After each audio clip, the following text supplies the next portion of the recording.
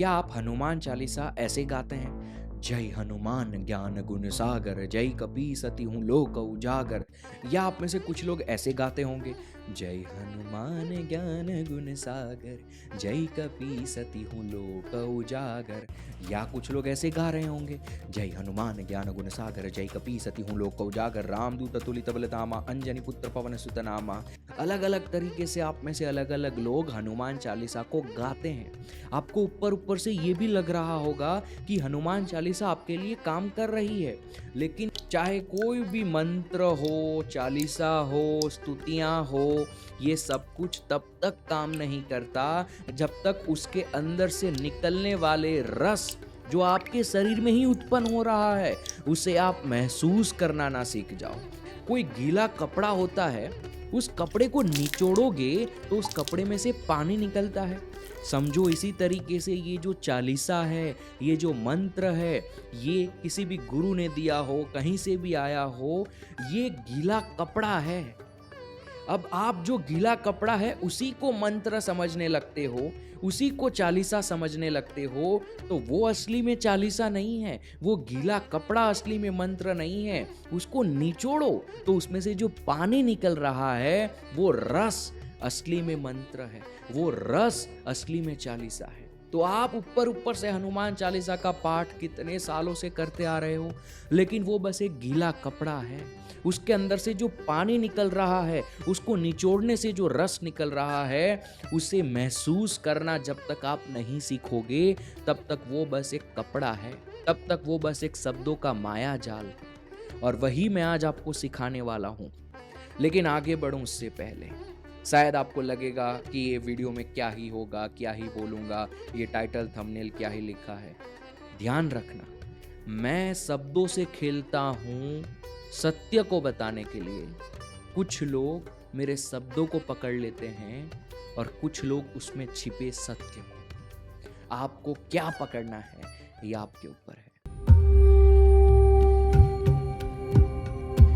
तो अब मैं धीरे धीरे आपको सेटअप करके सब समझाऊंगा, ठीक है? ये सेटअप सुनते जाना। आपने दो प्रेमी पंखुड़ियों को देखा है? अरे देखा होगा, पार्क वगैरह में होते हैं, चिपक चिपक के बैठे होते हैं।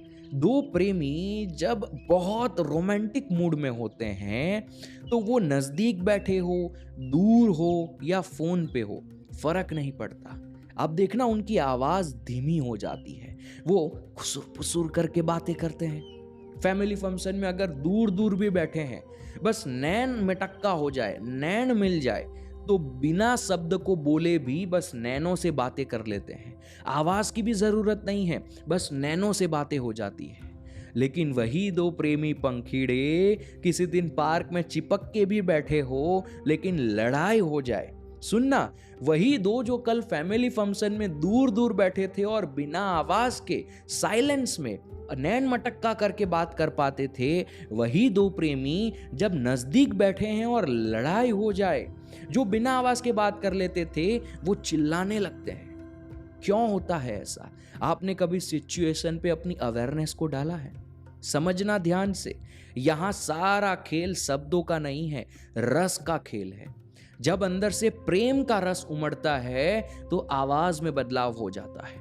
जब अंदर से गुस्से का रस उमड़ता है तो आवाज में बदलाव हो जाता है। यानी आवाज और रस दोनों कनेक्टेड हैं। लेकिन अगर आप इसका कनेक्शन तोड़ दो, समझो, अगर आपकी कभी कोई गर्लफ्रेंड रही होगी, या आपकी पत्नी है, या आपके पति है, या आपने अपनी लाइफ में ये सिचुएशंस देखी होगी कहीं ना कहीं, अगर कोई गुस्सा है आपसे, लेकिन वो आपको दिखाना नहीं चाहता कि वो गुस्सा है, उसके अंदर से रस गुस्से वाला उमड़ रहा है। कई बार गर्लफ्रेंड्स होती है, अंदर से हम पे गुस्सा होती है, उसके अंदर रस जो है, ज्यूस जो है, वो गुस्से का है, लेकिन बाहर शब्दों से वो क्या करती है, ओके, ठीक है। जब हम पूछेंगे क्या हुआ तो वो बोलेगी कुछ नहीं हुआ, लेकिन उसके अंदर से जो रस उमड़ रहा है वो गुस्से का है। शब्दों से वो अलग बयां कर रही है, लेकिन अंदर रस गुस्से का है। तो आपको तुरंत पता चल जाता है कि नहीं, बाहर से कुछ और है, अंदर कुछ और है। क्या हुआ बताना यार। जब आप अपने माँ बाप से झूठ बोलने जाते हो, जब कोई भी झूठ बोलता है, कहते हैं ना हम उसकी आंखों से झूठ दिख जाता है, उसके चेहरे से झूठ दिख जाता है। शब्द कोई भी बोले लेकिन झूठ हमें पता चल जाता है कि ये झूठ बोल रहा है। अब अपने माँ बाप के सामने जाकर झूठ बोलने की कोशिश करो। अंदर से सच कुछ और है, शब्दों से झूठ कुछ और बोल रहे हो, क्योंकि शब्द और अंदर वाला जो ज्यूस रस है, ये दोनों कनेक्टेड है। अगर आप इसका कनेक्शन तोड़ने की कोशिश करो, यानी अंदर से रस जो है वो कुछ और है और शब्दों में कुछ और माँ बाप को बोल रहे हो, तो वो तुरंत पकड़ लेते हैं कि क्या बात है बेटा, बता, कुछ तो झूठ बोल रहा है। शब्दों का कोई महत्व नहीं है यहाँ पर, असली महत्व उस रस का है, क्योंकि सामने वाले को वो रस पता चल गया। शब्दों से आपने झूठ बोलने की कोशिश कर ली, लेकिन उसको आपके अंदर वाला जो रस उमड़ रहा है ना, वो पता चल गया। तो ये जितनी रियल लाइफ की सिचुएशंस मैंने आपको दी, उससे क्या आप इतना समझ गए कि रस और साउंड दोनों कनेक्टेड है? अगर आप इसे डिस्कनेक्ट करने की कोशिश करोगे तो आपका जो साउंड है ना, उसका महत्व नहीं है। असली में जो डॉन है वो रस ही है। तो आप इसको डिस्कनेक्ट भी कर दो, लेकिन असली डॉन कौन है? अंदर निकलने वाला रस। आप ये समझ गए? अगर आप ये समझ गए तो हम आगे बढ़ते हैं। आगे बढ़ने से पहले, क्योंकि हम यहाँ बात मंत्रों की कर रहे हैं, तो मैं धन्यवाद देना चाहूंगा उनका जिन्होंने हमारी इस वीडियो को बनाने में मदद की है। नेपाल में एक जगह है अरुण वैली, जहां माना जाता है रुद्राक्ष सबसे पहले उत्पन्न हुआ था। दुनिया भर में आज जितने रुद्राक्ष आपको दिखते हैं, मेजरली वो सभी यहीं से जाते हैं। मुझे एक बार अवसर मिला अरुण वैली को देखने का। आप अपनी स्क्रीन पर जो तस्वीरें देख पा रहे हैं, ये उसी अरुण वैली के हैं। चारों तरफ रुद्राक्ष के विशाल पेड़ आपको दिख रहे होंगे और इन्हीं पेड़ों के बीचों बीच एक मंदिर है, रुद्राक्षेश्वर महादेव मंदिर। यहाँ 24 घंटे शिव मंत्र की धुन चलती रहती है और उन मंत्र से निकलने वाला रस, वाइब्रेशंस, जिसकी हम इस वीडियो में बात कर रहे हैं, उसी वाइब्रेशंस में ये रुद्राक्ष के पेड़ भी गूंजते रहते हैं। और यहाँ इसी रुद्राक्ष के पेड़ से 24 घंटे रुद्राक्ष इस मंदिर पे गिरते रहते हैं। इस वन का, इस मंदिर का ध्यान रखने का काम जो करते हैं, उनका नाम है एवरेस्ट बीड्स। ये प्राचीन विधि से इन रुद्राक्ष के पेड़ों का ध्यान रखते हैं, इस मंदिर की सेवा करते हैं और यहीं से रुद्राक्ष को उतार कर लोगों को देने का भी काम करते हैं। अगर आप इन्हें सपोर्ट करना चाहते हैं, इनके बारे में और जानना चाहते हैं, अरुण वैली के बारे में और जानना चाहते हैं, या यहीं पे पले बड़े रुद्राक्ष को अपने लिए धारण करना चाहते हैं, तो आप इनकी लिंक जो मेरे डिस्क्रिप्शन में है, वहां जाकर और डिटेल्स को ले सकते हैं, इनको चेक कर सकते हैं। तो यहाँ एवरेस्ट बीड्स और उनकी टीम का बहुत बहुत धन्यवाद हमारे इस वीडियो को बनाने में हमारी मदद करने के लिए। अब बढ़ते हैं वीडियो में आगे। अब मैं बात करता हूं कि ये रस जो है ये निकलता कैसे है, ये रस उत्पन्न कैसे होता है, ये साउंड और रस कैसे कनेक्टेड है, इसको समझना। बड़ी बारीकी से समझाऊंगा, लेकिन बड़े इजीली समझाऊंगा रियल लाइफ एग्जांपल के साथ। ये बड़े बड़े शब्दों का यूज करना मेरा काम नहीं है, आसानी से समझ जाओगे। बस शब्द आपको भले ही बड़े लगे, क्योंकि शास्त्रों में लिखे हैं तो वही मुझे आपको बताने पड़ेंगे, लेकिन मैं बड़ी सरलता से समझा दूंगा, घबराना नहीं, ठीक है? वादा है? चलिए, हमारे शरीर के अंदर 4 प्रकार के वाक होते हैं। कई बार मैंने बताया है, फटाफट बता देता हूं। वैखरी वाक क्या होता है समझाऊंगा, सुनो पहले। वैखरी वाक, मध्यमा वाक, पश्चियंती वाक, पारा वाक। 4 होते हैं। कितने? वैखरी वाक, मध्यमा वाक, पश्चियंती वाक, पारा वाक। ठीक है, अब इसको समझते हैं, ये है क्या? वैखरी वाक यानी क्या? बहुत सिंपल है यार, जो मैं अपने मुंह से बोल रहा हूं और आप उसे सुन पा रहे हैं। मेरे मुंह से जो शब्द निकल रहे हैं, जिसको आप सुन पा रहे हैं, आप समझ पा रहे हैं, जो हम बातचीत कर रहे हैं, ये वैखरी वाक है। हमारे मुंह से जो निकलती है, जिसको सामने वाला समझता है, उसे वैखरी कहा जाता है। वैखरी वाणी, वाणी से ही ये वाक जो है, वहीं से शब्द आया है वाणी। ये वैखरी, ये वाणी जो मैं बोल रहा हूं, ये है वैखरी वाक। उसके बाद होता है मध्यमा वाक। मध्यमा वाक यानी क्या? जो मैं बोल रहा था, बस अपना मैं मुंह बंद कर दूं। अब मेरे अंदर जो विचार है, जो मुझे बोलने हैं, वो मेरे अंदर तो है ही, मेरे अंदर तो शब्द सारे हैं, बस मुंह ओपन नहीं करूंगा, मैं आपको बोलूंगा नहीं, लेकिन मेरे अंदर मेरे विचार तो है। विचार के अंदर भी शब्द होते हैं। विचार क्या है? ये शब्द ही तो है, सेंटेंस ही तो है, हमारे विचार में यही सब होता है। तो इसे कहते हैं मध्यमा वाक। जहां वैखरी चली गई, जहां मैं बोलना बंद कर दूं, बाहर आना बंद हो जाए, बस मेरे अंदर मन की बात, ये शब्द मन की बात, उसी को कहा जाता है मध्यमा वाक। समझ गए? ठीक है। तीसरा होता है पश्चंती वाक।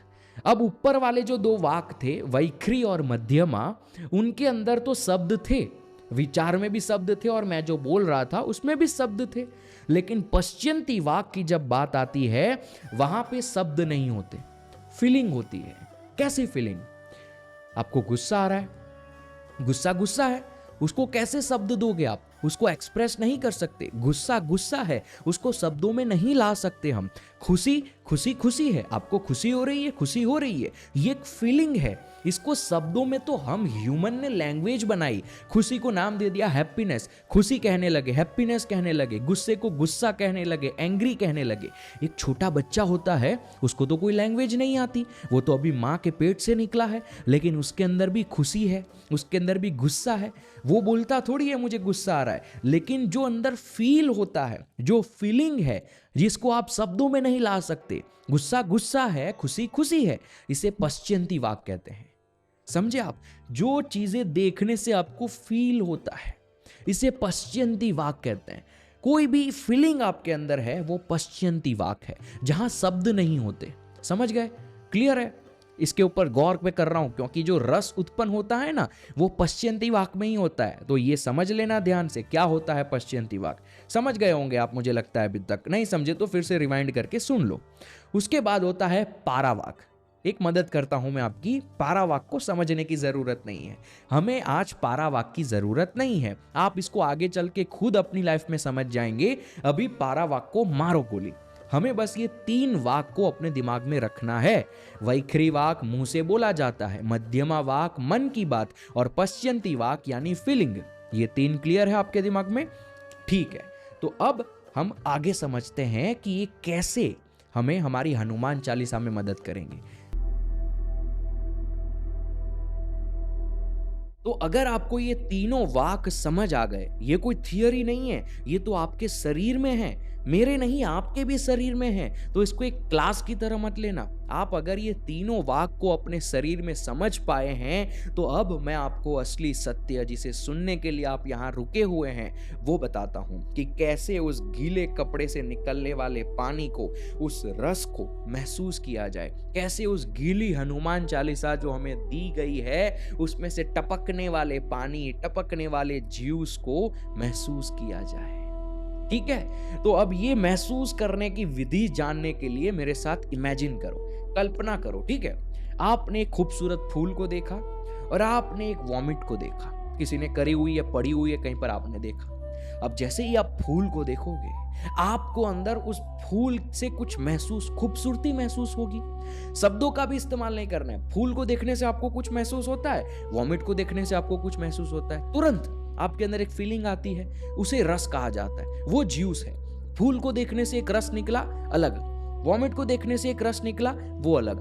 दोनों सिचुएशन में अलग अलग रस आपके अंदर उत्पन्न हुए, अलग अलग ज्यूस आपने अपने अंदर महसूस किया। ठीक है? अब वॉमिट को निकालो, अच्छी बात करते हैं। जो फूल को आपने देखा और फूल से जो रस आपके अंदर उत्पन्न हुआ, तुरंत, शब्दों का जरूरत नहीं है यहां पर। जैसे ही फूल को देखोगे, आपको अलग एक फीलिंग आएगी, आपको बिल्कुल सुकून मिलता है, सुकून। ये रस है। फूल को देखने से जो रस आपको महसूस हुआ, यही सेम रस, यही सेम फीलिंग आपको किसी और को बतानी है, जिसने उस फूल को नहीं देखा। उसको आप कैसे बताओगे? आपको, आपने जो रस महसूस किया, वो सामने वाले को कराना है। कैसे कराओगे? सोचो। तो आपको जो रस महसूस हुआ, वो कहां हुआ? पश्चंती फीलिंग कहां होती है? पश्चंती वाक में होती है। मैंने बताया आपको आगे, जहां कोई शब्द नहीं है, बस फीलिंग आपको हुई। फूल को देखकर रस निकला, पश्चंती वाक में। अब अगर आपको ये किसी को बताना है, तो आपको वैखरी का इस्तेमाल करना पड़ेगा। वैखरी से ही आप किसी को समझा पाओगे। वैखरी वाक तक लाना होगा आपको उस रस को। कैसे लाओगे? उसके अंदर आप शब्दों को डालना शुरू करो अपने मन में, यानी मध्यमा वाक का इस्तेमाल करो। पश्चंती में आपको कोई रस महसूस हुआ, उसको मध्यमा में लेकर आओ और अंदर शब्द डालने की कोशिश करो। मेरे साथ साथ ये करो एक्सरसाइज। फूल को आपने देखा है, पश्चंती में रस निकला, मध्यमा में आया, आप उसमें शब्द डालो। खूबसूरती, रंग, कितनी अच्छी सुगंध है, महक आ रही है। ये आपके दिमाग में, आपने अपने जूस के अंदर शब्दों को डाला। अब आपने मन के अंदर जो पूरा स्ट्रक्चर बनाया, वो अपने मुंह से बोलो। कितना अच्छा फूल, क्या उसके रंग थे, क्या उसकी महक थी। अब सामने वाला इसको सुनेगा, क्या महक थी, कितना अच्छा फूल, कितने अच्छे रंग। जैसे ही आपकी वैखरी से आपने आपके अंदर महसूस होने वाले रस को समझाया, उसने उसको सुना, और उसको सुनने के बाद उसने भी उसी रस को महसूस किया। आपने उसको फूल के बारे में बताया, उसने भी ये महसूस करना शुरू कर दिया, कितना अच्छा फूल, कितनी अच्छी ये, कितना अच्छा उसकी महक है। समझे आप यहाँ पर क्या हुआ? आपके रस को आपने शब्दों में बदला, वो शब्द आपने किसी और को दिए, और उसने उस शब्द से उस रस को निकाल लिया। आपने अपने अंदर जो पानी हुआ, उस पानी के अंदर आपने अपना कपड़ा गीला किया, और वही कपड़ा सामने वाले को दिया, और सामने वाले ने उस कपड़े को निचोड़ा और उसमें से पानी को ले लिया। कोई प्रेमी होता है, वो प्रेमी अपनी प्रेमिका को अपना प्यार महसूस कराना चाहता है। प्यार क्या है? रस है, फीलिंग है अंदर की, जहां शब्द नहीं है। लेकिन वो अगर किसी को महसूस कराना चाहे तो वो प्रेमी क्या करता है? उस फीलिंग के अंदर कविता बनाता है, उस फीलिंग में उस रस का इस्तेमाल करके लव लेटर लिखता है, और वो अपनी प्रेमिका को देता है। अब वही शब्द में जो वो रस गया, वो गीला कपड़ा उसने अपनी प्रेमिका को दिया, वो प्रेमिका उस लव लेटर को पढ़ेगी, उस शायरी को पढ़ेगी, उस कविता को पढ़ेगी, और उस कविता को पढ़ते ही, उस गीले कपड़े को निचोड़ते ही उसके अंदर भी पानी उसने महसूस कर लिया। वही प्रेम जो प्रेमी अपनी प्रेमिका को महसूस कराना चाहता था, वो उसने शब्दों का इस्तेमाल करके करा दिया। इस कॉन्सेप्ट को समझे? रस से शब्द बनना, शब्द से सामने वाले को रस महसूस कराना। यही सेम टेक्नोलॉजी, यही सेम कर्तव्य जितने भी गुरु है, जितने भी मंत्र है, जो कुछ हमारे पास है, जो शब्द में हमको दिए गए हैं, एक्चुअली में उसके पीछे हमारे गुरु, हमारे शास्त्र, हमारे ये जितने भी लोग हैं जिन्होंने स्तुतियां बनाई है, स्तोत्रम बनाए हैं, वो शब्द आपको दे रहे हैं। लेकिन उस शब्द के अंदर उनका पानी है, उनका ज्यूस है जो उन्होंने महसूस किया। हनुमान चालीसा किसने लिखी? तुलसीदास जी ने लिखी। तुलसीदास जी ने अपने अंदर किसी रस को महसूस किया होगा, तब जाकर उन्होंने उस रस को शब्दों में बयां किया, और फिर हमको एक हनुमान चालीसा की प्रस्तुति दी। अब वही हनुमान चालीसा जब आप पढ़ोगे, उसको बस एक रॉबर्ट की तरह पढ़ते रहोगे, उसके अंदर से निकलने वाले पानी को महसूस नहीं कर पाए, तो हनुमान चालीसा क्या काम की? अब समझे मैं क्यों कह रहा हूं side effect of Hanuman Chalisa without knowing the real truth. बस एक गीला कपड़ा आपको दे दिया, आपको वही कपड़ा हनुमान चालीसा लगने लगे, उसके अंदर का जो ज्यूस है उसको आप समझ नहीं पाए, तो क्या मतलब उसका? समझे आप? ठीक है, इतना क्लियर हो गया। अब मैं आपको बताता हूं कि कैसे महसूस करना है। उस गीली हनुमान चालीसा में से रस निकल रहा है, उसको महसूस कैसे करना है, अब समझते हैं। ठीक है, अब मेन ट्रिक मैं आपको बता देता हूं। किसी भी मंत्र, किसी भी चालीसा स्तुति में से निकलने वाले रस को महसूस करने के लिए आपको क्या करना होगा? आपको अपने वैखरी वाक और पश्चियंती वाक, इन दोनों को बांधना होगा, इन दोनों को जोड़ना होगा। अगर आपने इन दोनों को नहीं जोड़ा तो काम नहीं बनेगा। इन दोनों वायर को कनेक्ट कर दोगे ना, पश्चियंती और वैखरी के वायर को कनेक्ट कर दोगे, तो बल्ब जल जाएगा, लाइट जल जाएगी, हनुमान चालीसा काम करने लगेगी, मंत्र काम करने लगेगा। लेकिन हम ऐसा नहीं कर रहे हैं, इसीलिए ये काम नहीं करता। तो हम ये क्यों नहीं जोड़ रहे हैं? गलती क्या है हमारी, ये जानना होगा। गलती अगर जान गए तो हमको पता चल जाएगा कि कैसे इसको सही करना है। ठीक है, तो हम जोड़ क्यों नहीं पा रहे, हम उस रस को महसूस क्यों नहीं कर पा रहे, गलती क्या कर रहे हैं, समझो। आप इतने सालों से हनुमान चालीसा गाते आए हैं, इतने सालों से हनुमान चालीसा गाने के बाद वो आपके अंदर बैठ चुकी है। अब आपको इसको याद करने की जरूरत नहीं है, आपको अपने मन में उसको याद नहीं करना पड़ता, आपको पता है। आप इतने सालों से किसी पेड़ को देखते आए हो, पेड़ को जैसे ही देखोगे आपको सोचना नहीं पड़ता, पेड़ पेड़ आपके लिए पेड़ है। किसी दरवाजे को देखोगे, आपने इतने सालों से दरवाजा देखा है, दरवाजा दरवाजा है। आप जब सुबह उठते हो तो आपको फिर से सब याद थोड़ी करना पड़ता है कि हाँ इसे पेड़ कहते हैं, ये मेरी माँ है, अरे इसे इंसान कहते हैं, अरे ये तो क्या है, ये सूरज है। आपको हर रोज सुबह याद नहीं करना पड़ता। आप सो के जैसे ही आंख खोलोगे, पूरी दुनिया वापस आपके अंदर है। आपको याद नहीं करना पड़ता। क्यों? क्योंकि वो आपके अंदर बैठ चुका है। क्योंकि वो आपके अंदर बैठ चुका है। लेकिन कल को कोई आपके सामने ऐसी वस्तु लेकर आ जाए जो आपने कभी देखी नहीं है, तो जैसे ही आप उस वस्तु को देखोगे, आप उस वस्तु को सिर्फ देखोगे नहीं, आप उसको फील करोगे।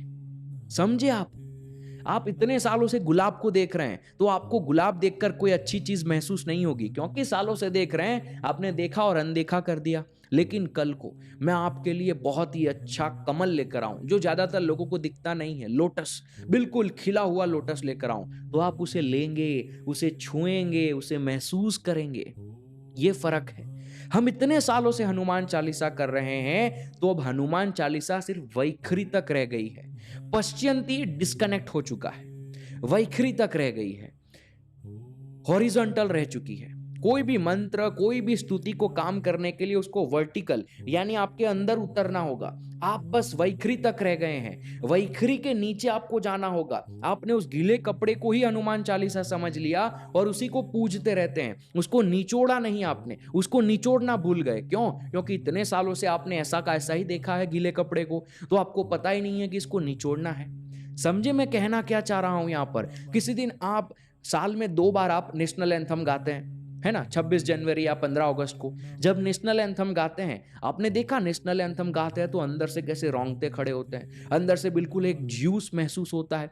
तब आपको वो ज्यूस महसूस हुआ होगा जब आप नेशनल एंथम गाते हैं। क्यों? क्योंकि हमारे अंदर रोबोटिकली बैठा नहीं है। हम इसको हर रोज नहीं गाते हैं, कभी कभी हम इसको गा लेते हैं, तो तब हम इसको महसूस कर पाते हैं। तब वो वर्टिकली हमारे अंदर जाता है। हॉरिजॉन्टल यानी बस ऐसे, ये वाली लाइन, और वर्टिकल यानी सीधी। समझे?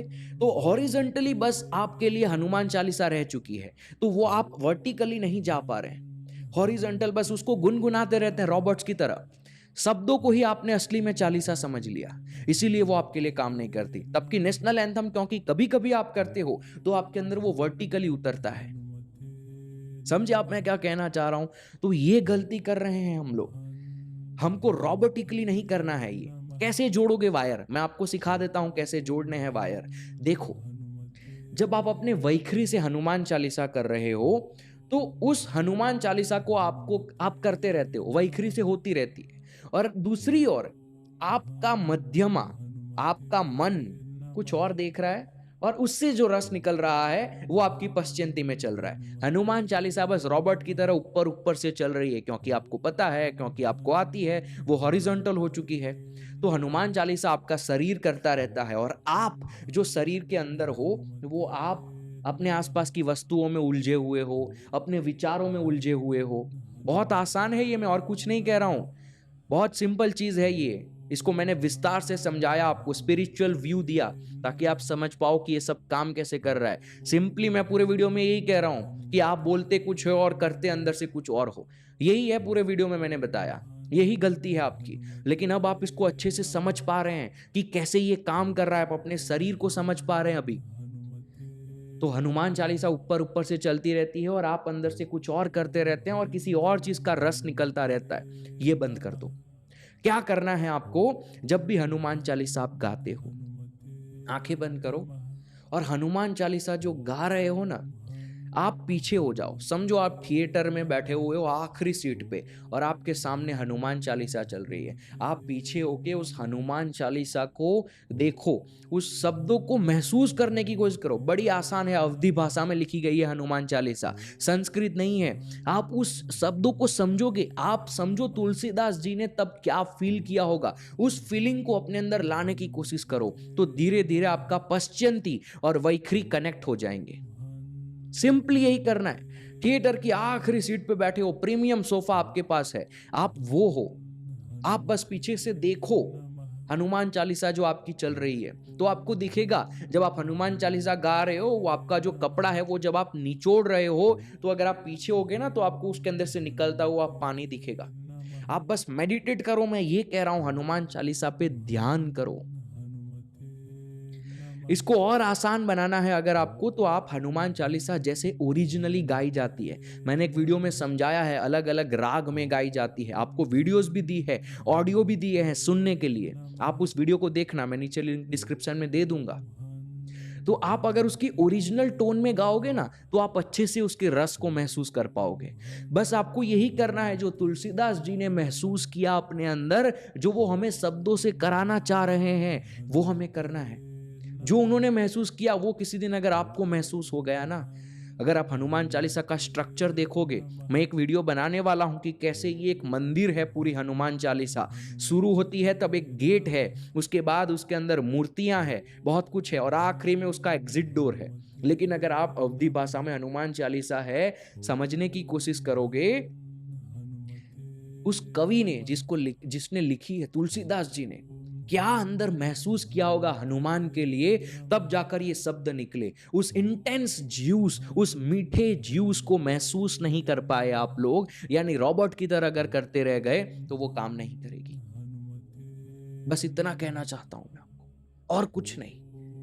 इसी तरह गुरु मंत्र होता है। मंत्र असली में मंत्र नहीं है। गुरु जब आपको मंत्र देता है, उस गुरु ने जो रस महसूस किया, जिस रस से वो गुरु एनलाइट हुए, जिस रस से गुरु के जीवन में बदलाव आया, उस रस को सामने वाले को वो महसूस नहीं करा पाएंगे, तो वो अपने शिष्य को मंत्र बना के देते हैं। वो मंत्र में शब्द इस प्रकार होते हैं कि जब वो शिष्य उस मंत्र को बोलेगा तो उस शब्दों से उसके अंदर रस निकलेगा, जो गुरु ने महसूस किया वो आपको दिया। तो गुरु मंत्र कोई शब्द नहीं है। गुरु मंत्र असली में आपको गीला कपड़ा दिया जा रहा है। गुरु अपने अंदर जो रस है उसमें कपड़ा गीला करके आपको देता है। आप उसे निचोड़ो, आपका काम है उसको निचोड़ के उससे अंदर से पानी निकाल लेना। यही तो सिस्टम चली आ रही है हमारे धर्म में इतने सालों से। इसी प्रकार काम करता है ये सब कुछ। रस महत्व का है। आप हनुमान चालीसा जैसे वो एग्जाम्पल दिया ना मैंने, माँ बाप को झूठ बोलना, या कोई भी झूठ बोलता है या अंदर से गुस्सा है और बाहर से कुछ और दिखा रहा है, तो मेन सामने वाले को क्या पता चल रहा है? आपके शब्द नहीं, आपके अंदर का रस। वो तुरंत पकड़ लेता है कि अंदर कुछ और है, गुस्सा है। तो बाहर आ क्या रहा है? अंदर का रस। तो आप बाहर ऊपर ऊपर से हनुमान चालीसा कर रहे हो, आप शब्दों में हनुमान चालीसा कर रहे हो, लेकिन अंदर रस किसी और चीज का है, तो असली में हनुमान चालीसा का कोई मतलब नहीं है, हनुमान चालीसा का कोई महत्व नहीं है। वो डस्टबिन में चली जाएगी। आपके अंदर जो हो रहा है ना वो बाहर उभरेगा। अंदर का रस बाहर उभरता है, शब्द नहीं। समझो तो इन दोनों को कनेक्ट रखो। अंदर रस क्या निकल रहा है वो और हनुमान चालीसा, ये दोनों कनेक्टेड होनी चाहिए, तभी जाकर ये सर्किट पूरी होगी और तब जाकर ये काम करेगा। मैंने सिंपली ऑनेस्टली बताता हूं, इस वीडियो में हनुमान चालीसा का एग्जांपल जानबूझ के लिया। मैं यहां आपको मंत्र का ज्ञान दे रहा हूं, मैं यहां पर ज्ञान दे रहा हूं कि कैसे ये साउंड काम करता है। अगर मैं हनुमान चालीसा के माध्यम से नहीं समझाता तो आप लोग देखते ही नहीं ये सब कुछ, क्योंकि आज किसी को इंटरेस्ट ही नहीं है सत्य जानने में। क्योंकि हनुमान चालीसा लोगों को पसंद आती है, लोग इस पे अट्रैक्ट होते हैं, व्यूज दे देते हैं। व्यूज के लिए नहीं, एक्चुअली हनुमान चालीसा को मैंने इस्तेमाल किया ताकि मैं आपको असली का ज्ञान दे पाऊं। अब अगली बार से आप कोई भी गाना सुनोगे, कविता सुनोगे, कोई भी मंत्र सुनोगे, हनुमान चालीसा या कुछ भी सुनोगे ना, किसी गुरु की वाणी सुनोगे, तो आप असली में उस वाणी पे फोकस नहीं करोगे, उसके अंदर जो रस है ना उस पे फोकस करने लगोगे। विश्वास नहीं होता तो अब अगली बार हनुमान चालीसा कान में लगा कर देखो। मैं आपको अगली वीडियो एक बनाने वाला हूं जिसमें हनुमान चालीसा का पूरा स्ट्रक्चर समझाने वाला हूं। बहुत अद्भुत चीज है, इसके बारे में कभी बात नहीं की गई। लेकिन तब तक आप हनुमान चालीसा जो करते हो, रस निकालो उसमें से। गीला कपड़ा दे दिया है तुलसीदास जी ने, उसका रस निकालना है। समझे? तो ये है वीडियो। धीरे धीरे मैं अपनी कम्युनिटी भी बनाने वाला हूं ताकि आप लोगों को वहां लेकर आऊं और आपको मैं और डीपली ले जा सकूं इन सब चीज़ों में। लेकिन फिलहाल इतना ही है। अगर आपको ये वीडियो अच्छी लगी, बहुत दिनों के बाद आई है, अगर आप अभी भी देख रहे हैं तो वीडियो को लाइक कीजिएगा, इस वीडियो को शेयर कीजिए और सब्सक्राइब कर लीजिए चैनल को, ऐसी और हनुमान चालीसा के पार्ट 2 को देखने के लिए। फिलहाल इतना ही। शिवम।